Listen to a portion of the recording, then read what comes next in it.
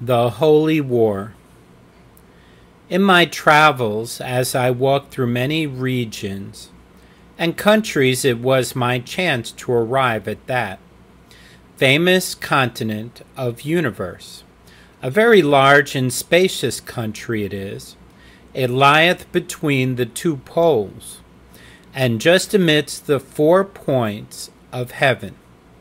It is placed well watered and richly adorned with hills and valleys, bravely situated, and for the most part, at least where I was, very fruitful, also well peopled and a very sweet air.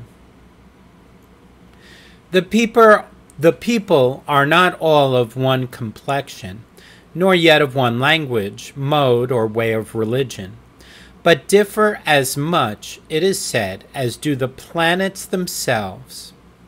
Some are right, and some are wrong, even as it happeneth to be in lesser regions. In this country, as I said, it was my lot to travel.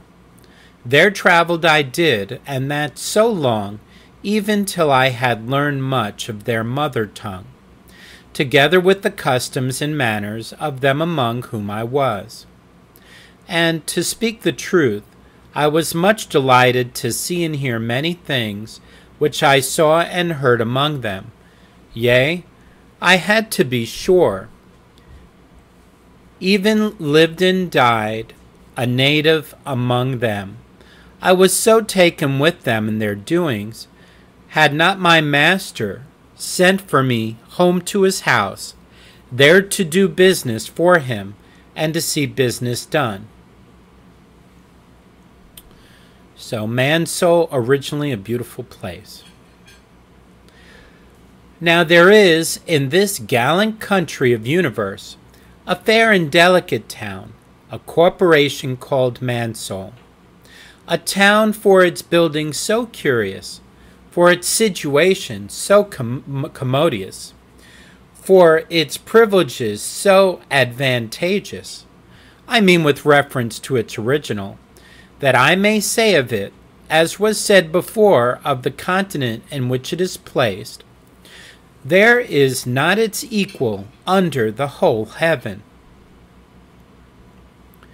As to the situation of this town, it lieth between two worlds, and the first founder and builder of it, so far as by the best and most authentic records I can gather, was one Shaddai.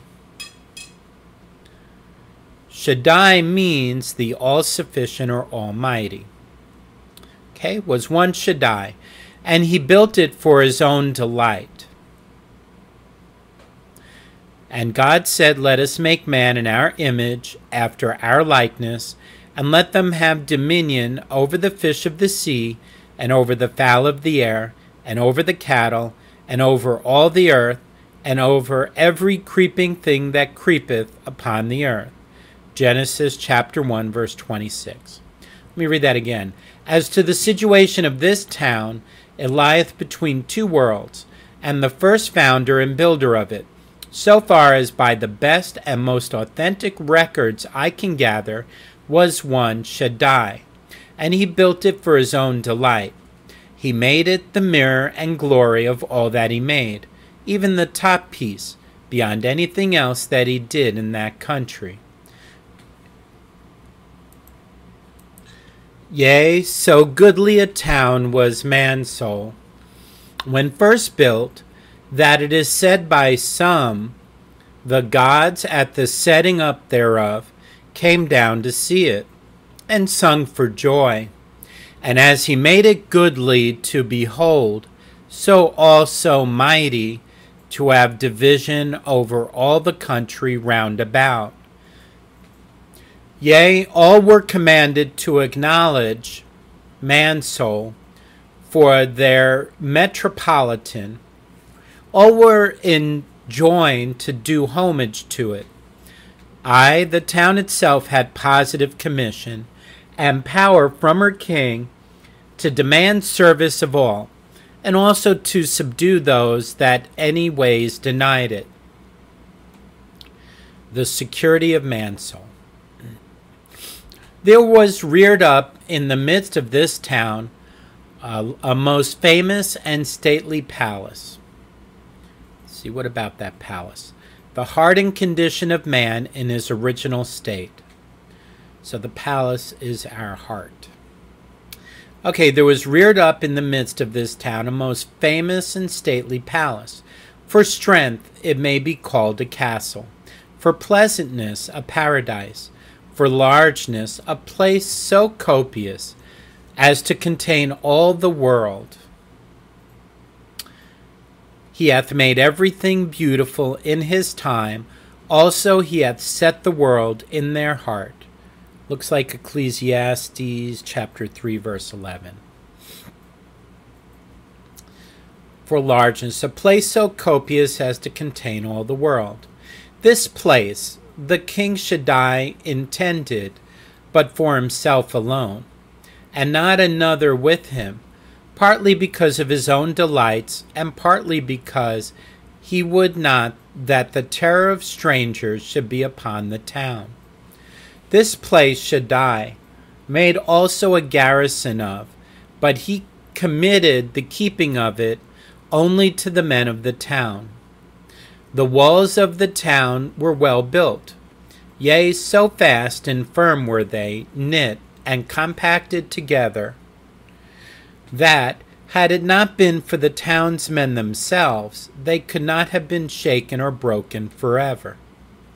For here lay the excellent wisdom of him that built man's soul, that the walls could never be broken down nor hurt by the most mighty adverse potentates, unless the townsmen gave consent thereto.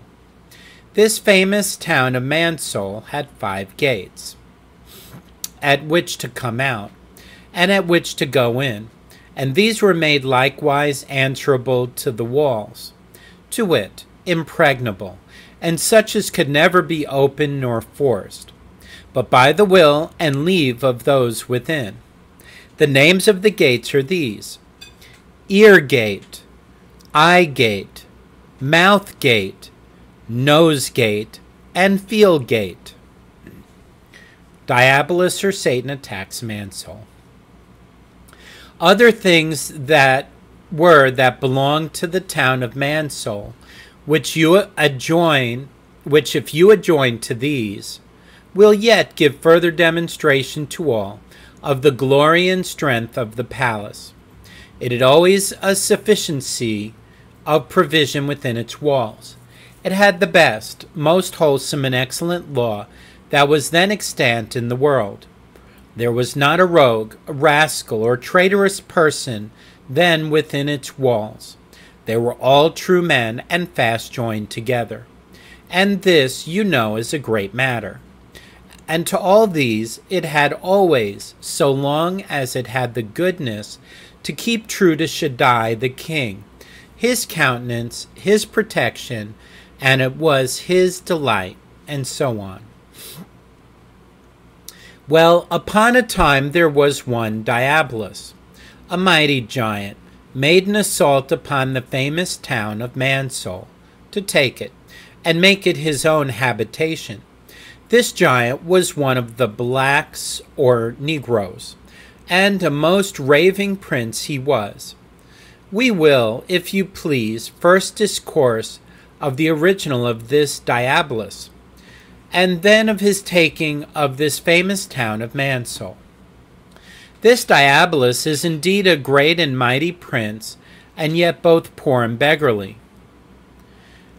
As to his original, he was at first one of the servants of King Shaddai, by whom he was made, and raised to a most high and mighty place, yea, and was put into such principalities as belonged to the best of his territories and dominions. This Diabolus was made son of the morning, and a brave place he had of it. It brought him much glory, and gave him much brightness, and income that might have contented his Luciferian heart, had it not been insatiable and enlarged as hell itself. was made son of the morning. How art thou fallen from heaven, O Lucifer, son of the morning? How art thou cut down to the ground, which did weaken the nations? Isaiah chapter 14, verse 12. Well, he, seeing himself thus exalted to greatness and honor, and raging in his mind for higher state and degree, what doth he but begin to think with himself, how he might be set up as Lord over all, and have the sole power over Shaddai? Now that did the king reserve for his son, yea, and he had already bestowed it upon him. Wherefore he first consults with himself what had best to be done, and then breaks his mind to some others of his companions, to which they also agreed. So, in fine, they came to this issue, that they should make an attempt upon the king's son to destroy him, that the inheritance might be theirs.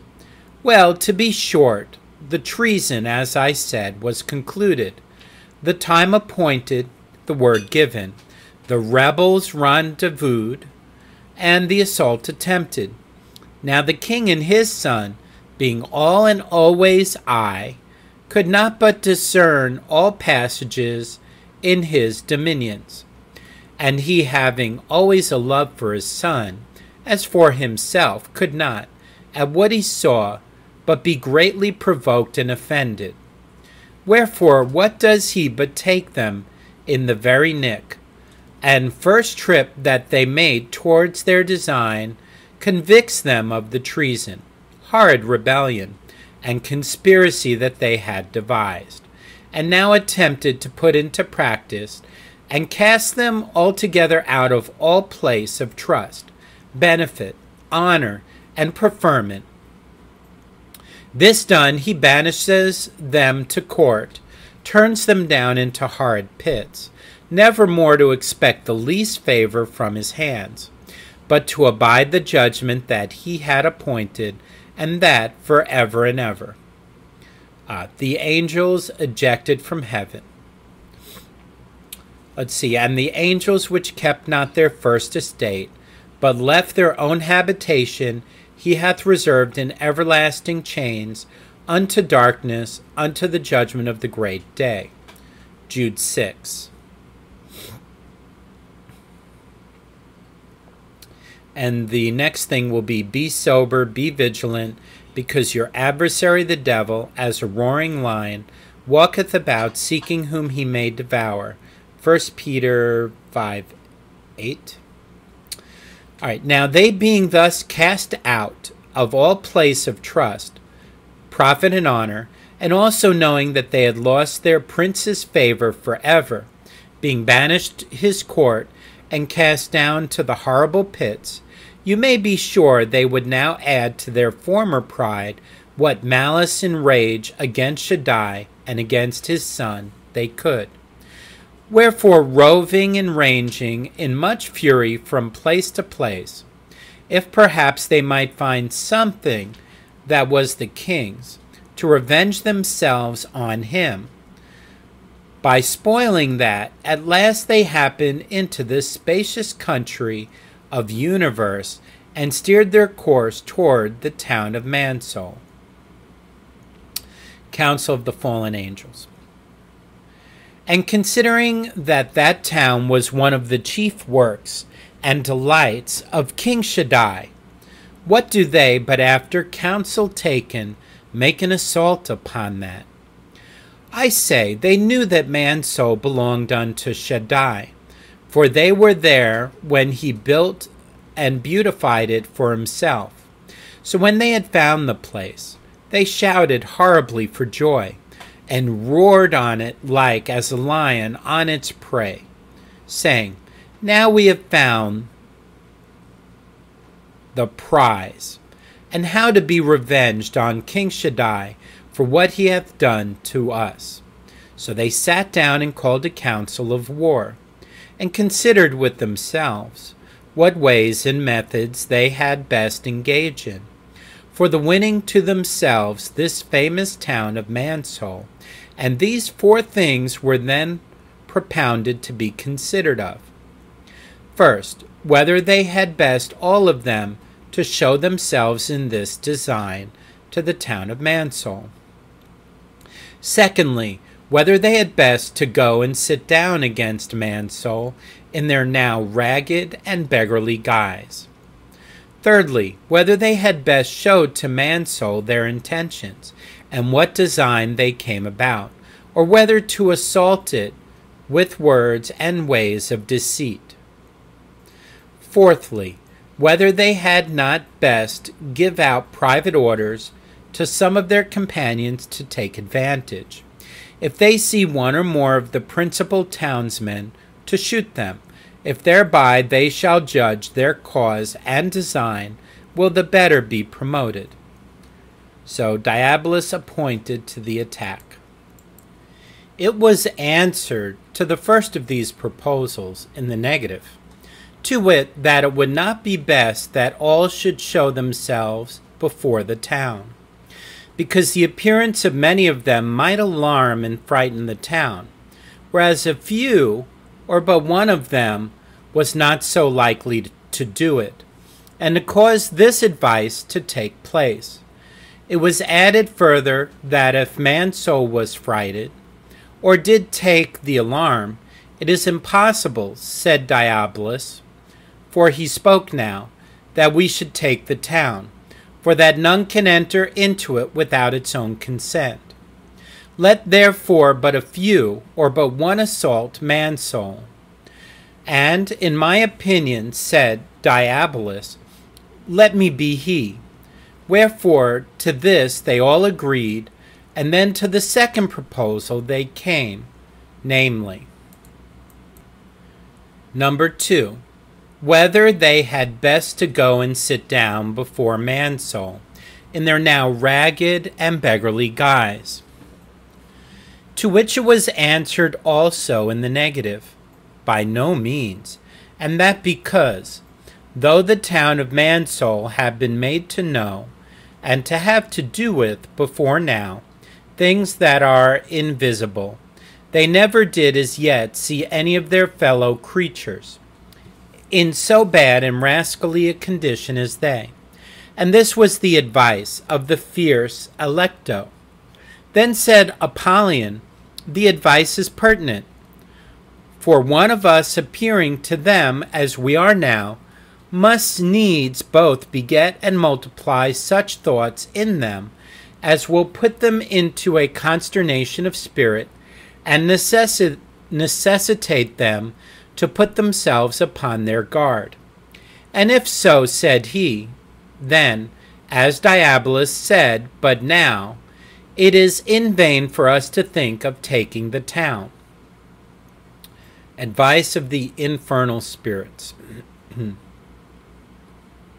Then said that mighty giant Beelzebub, the advice that is already given is safe, for though the men of Mansoul hath seen such things as we were once, yet hitherto they did never behold such things as we now are. And it is best, in my opinion, to come upon them in such a guise as is common to and most familiar among them. To this, when they had consented, the next thing to be considered was, in what shape, hue, or guise Diabolus had best to show himself, when he went about to make Mansoul his town. Then one said one thing and another the contrary. At last Lucifer answered, that in his opinion it was best his lordship should assume the body of one of those creatures that they of the town had dominion over. For, quoth he, those are not only familiar to them, but being under them, they will never imagine that any attempt should by them be made upon the town. And to blind all, let him assume the body of one of those beasts that Mansoul deems to be wiser than any of the rest. Now the serpent was more subtle than any beast of the field which the Lord God had made. And he said unto the woman, Yea, hath God said, Ye shall not eat of every tree of the garden. Genesis chapter 3, verse, I don't know, that might be 1. This advice was applauded of all.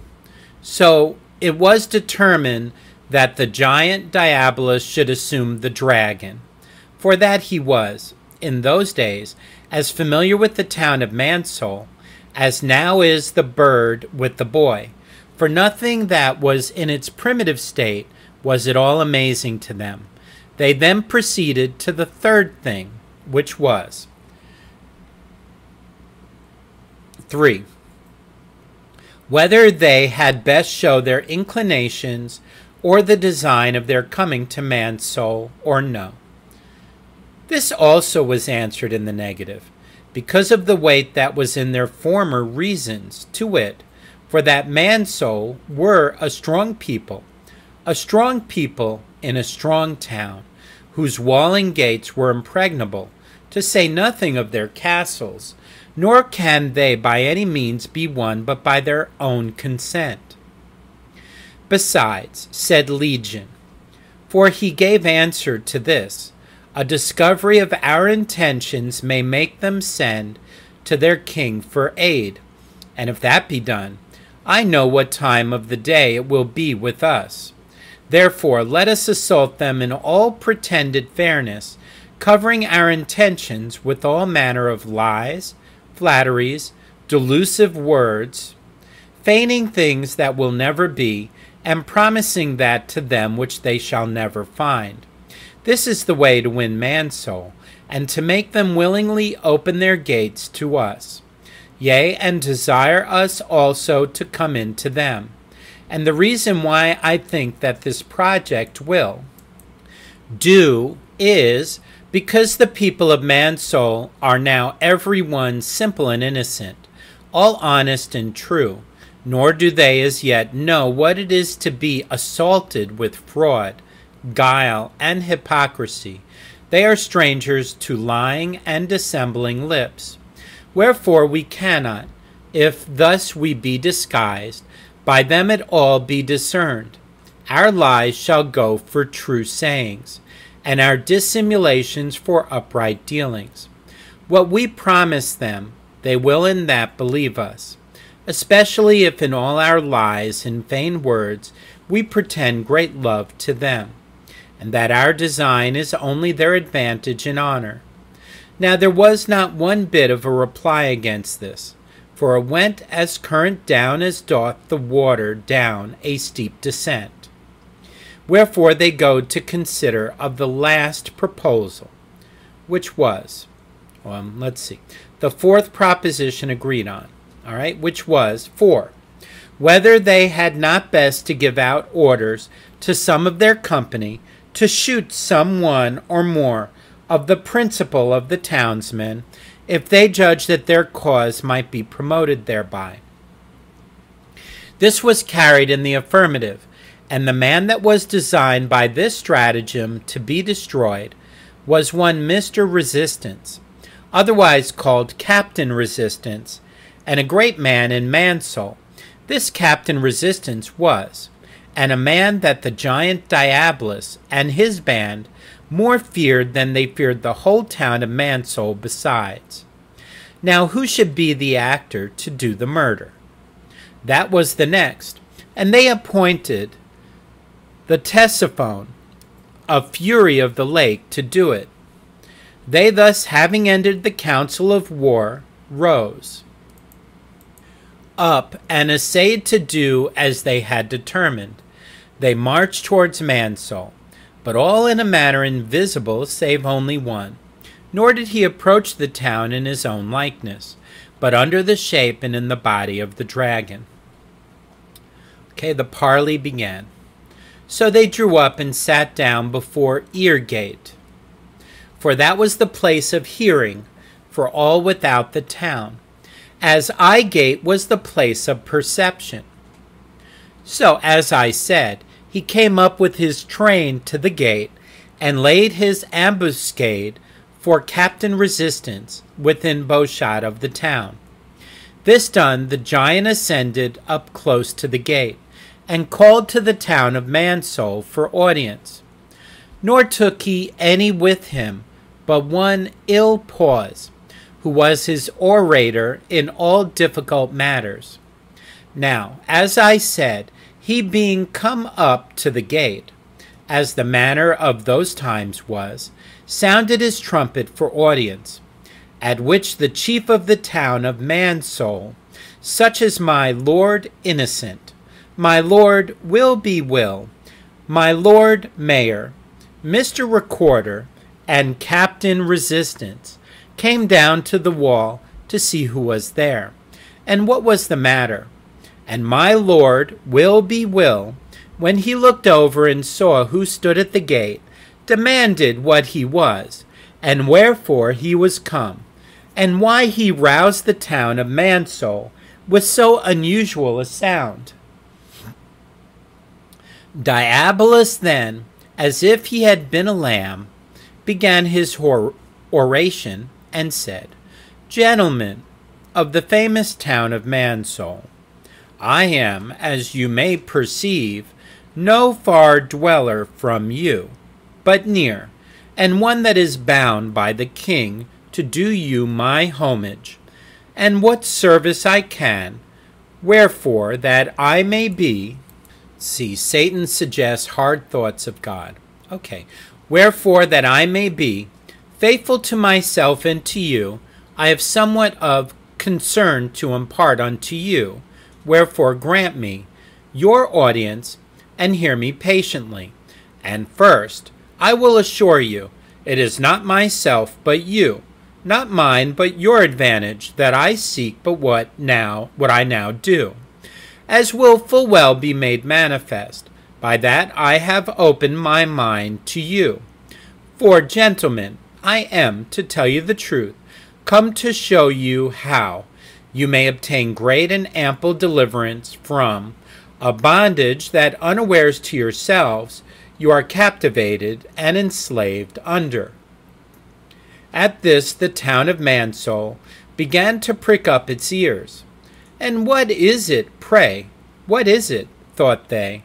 And he said, I have something to say to you concerning your king, concerning his law, and also touching yourselves. Touching your king, I know he is great and potent, but yet all that he has said to you is neither true, nor yet for your advantage. 1. It is not true, for that wherewith he hath hitherto awed you shall not come to pass, though you do the thing he hath forbidden.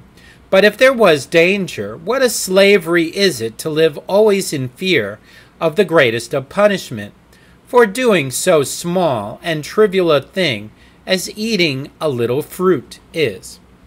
2. Touching his laws, this I say further, they are both unreasonable, intricate, and intolerable.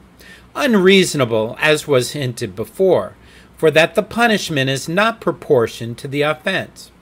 There is a great difference and disproportion betwixt the life and an apple, yet the one must go for the other by. Okay, so in this section, Satan excites rebellion. All right, so yet the one must go for the other by the law of your Shaddai. But it is also intricate in that he saith first, you may eat of all, and yet after forbid the eating of one. And then, in the last place, it must needs be intolerable, forasmuch as that fruit, which you are forbidden to eat of, if you are forbidden any, is that and that alone, which is able, by your eating, to minister you a good as yet unknown by you. This is manifest by the very name of the tree. It is called the tree of knowledge of good and evil. And have you that knowledge as yet? No, no, nor can you conceive how good, how pleasant, and how much to be desired to make one wise. It is so long as you stand by your king's commandment. Why should you be holden in ignorance and blindness? Why should you not be enlarged in knowledge and understanding? And now, O ye inhabitants of the famous town of Mansoul, to speak more particularly to yourselves, ye are not a free people. Ye are kept both in bondage and slavery, and that by a grievous threat, no reason being annexed, but, so I will have it, so it shall be. And is it not grievous to think on, that that very thing you are forbidden to do, might you but do it, would yield you both wisdom and honor? For them your eyes will be opened, and you shall be as gods. Now since this is thus, quoth he, can you be kept by any prince in more slavery and in greater bondage than you are under this day? You are made underlings, and are wrapped up in inconveniences, as I have.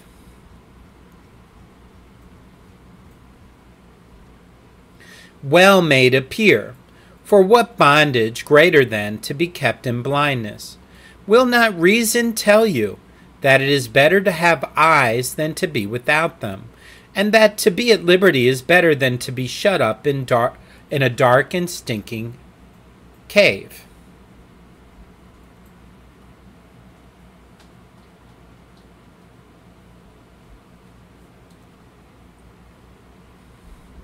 Captain Resistance killed during the parley.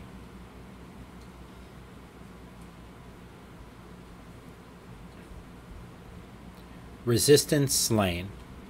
And just now, while Diabolus was speaking these words to Mansoul, Tisiphone shot at Captain Resistance, where he stood on the gate, and mortally wounded him in the head, so that he, to the amazement of the townsmen and the encouragement of Diabolus, fell down dead quite over the wall. Now when Captain Resistance was dead, and he was the only man of war in the town, poor Mansoul was wholly left naked of courage, nor had she now any heart to resist. But this was as the devil would have it. Then stood forth that he, Mr. Illpause, that Diabolus brought with him, who was his orator, and he addressed himself to speak to the town of Mansoul, the tenor of whose speech here follows. Illpause.